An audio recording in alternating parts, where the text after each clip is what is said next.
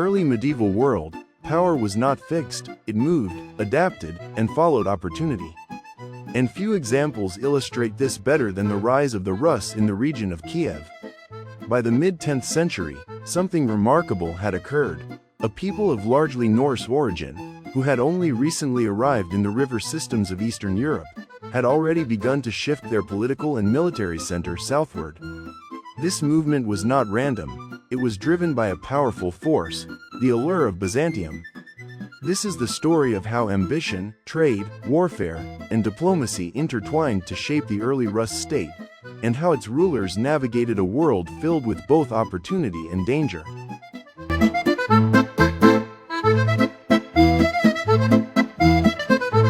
The first solid evidence of Rus dominance in the Kiev region is tied to Igor, the son of Ryurik, who is clearly attested there around the year 940. What makes this significant is not just Igor himself, but what his presence represents: a rapid relocation of the Rus political and military center toward the south, occurring barely a generation after the large-scale arrival of Norse groups in the Middle Dnieper region. This shift reflects two key dynamics.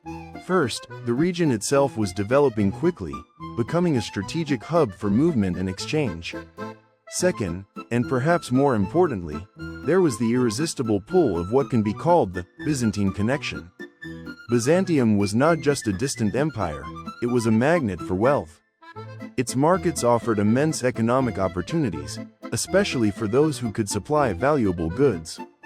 Among these goods, one stood out above all: slaves.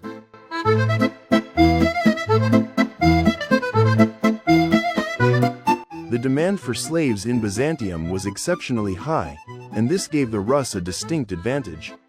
Unlike bulky or fragile goods, slaves could be transported in ways that bypassed the most dangerous sections of the river routes, particularly the treacherous rapids, by simply disembarking and continuing on foot. However, the journey south was far from safe. The Rus faced constant threats: attacks from steppe nomads, shipwrecks in unpredictable waters, and resistance from local populations. These dangers forced them to develop a more structured and disciplined system of organization. They traveled in convoys, coordinated their movements carefully, and maintained regular diplomatic contact with Byzantine authorities. At the same time, they needed to ensure a steady supply of slaves, something that required both force and negotiation. In the Middle Dnieper, they encountered Slavic groups living in fortified settlements, led by their own princes. These communities were not passive, they could resist tribute demands, especially if those demands were seen as excessive. And beyond them stood another major power, the Khazar kingdom, whose resilience posed an additional challenge to Rus ambitions.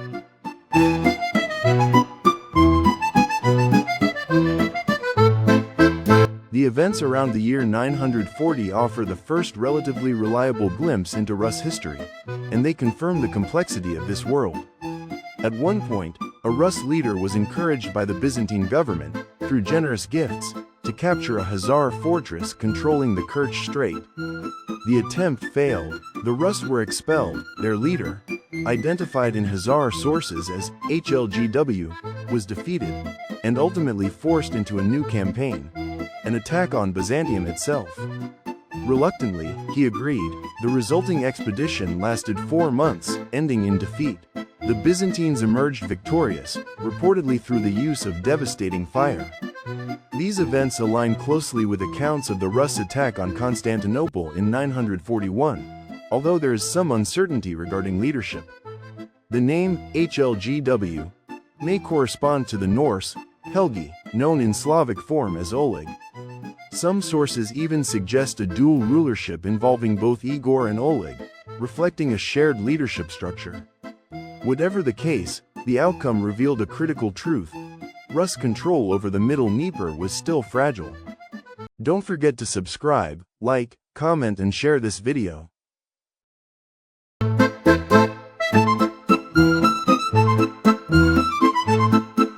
The internal consequences of these failures were severe. Igor, unable to satisfy his followers, was eventually executed while attempting to extract additional tribute from the Derevlianians. Their prince even sought to marry Igor's widow, Olga, but unsuccessfully. Olga would emerge as one of the most important figures of this period. Acting as regent, she introduced reforms to stabilize the system of tribute collection and ensure more predictable governance. She also expanded economic activity, establishing hunting stations where birds, likely birds of prey, were captured for export to Byzantium, alongside furs, wax, honey, and slaves. Trade with Byzantium resumed under a new treaty, restoring a vital economic lifeline. Olga herself traveled to Constantinople, where she was received with great ceremony. During her stay, she was baptized, taking the Christian name Helena, the same as the emperor's wife. Yet her conversion did not immediately transform Rus. No bishop accompanied her back, and a later request for a full religious mission from Otto of Saxony also failed. The mission, led by Adalbert, quickly collapsed. These events highlight the complexities of religious change in Rus, where political, cultural, and practical considerations all played a role.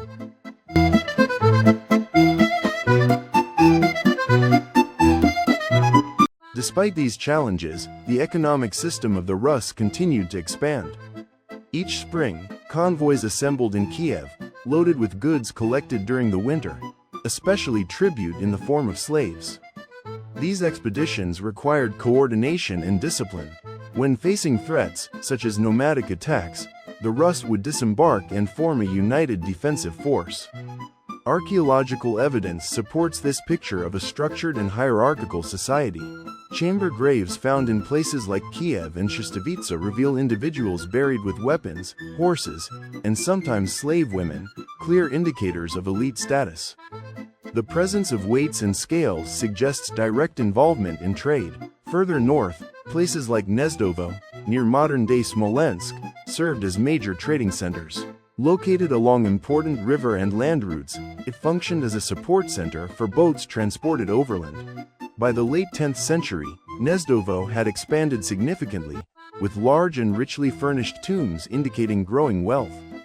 The burning of boats in funerary contexts reflects strong Scandinavian traditions, while the presence of Byzantine silks and characteristic brooches points to cultural exchange and high social status.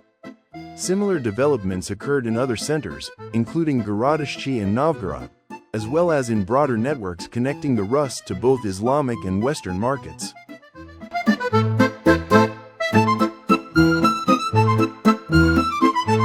The distribution of luxury goods and burial practices across regions such as Burka, Hedeby, and Denmark reveals a shared elite culture tied to trade and mobility. These individuals were not necessarily rulers, but they formed a powerful social layer, one deeply involved in both commerce and warfare. Participation in this world was relatively open, allowing for the incorporation of diverse cultural elements. Many were of Scandinavian origin, but their identity was shaped by long-distance travel and interaction with different societies. Christianity reached the Rus through multiple channels: merchants, warriors, diplomatic contacts, and religious missions. By the mid-10th century, Christianized Rus were already participating in ceremonies in Constantinople. Yet resistance remained strong. Sviatoslav, Olga's son, famously refused to convert, reportedly saying, "My men would mock me." His image as a warrior, complete with a shaved head and a long lock of hair, reflects strong steppe influences. Material culture reinforces this diversity. Objects such as a horn decorated with battle scenes and a statuette of Thor illustrate a blending of Scandinavian and steppe traditions in the symbolic language of power.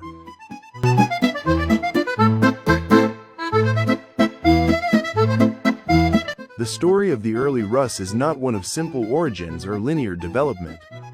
It is a story of movement, of people drawn south by opportunity, shaped by trade, tested by war, and transformed by contact with powerful neighbors.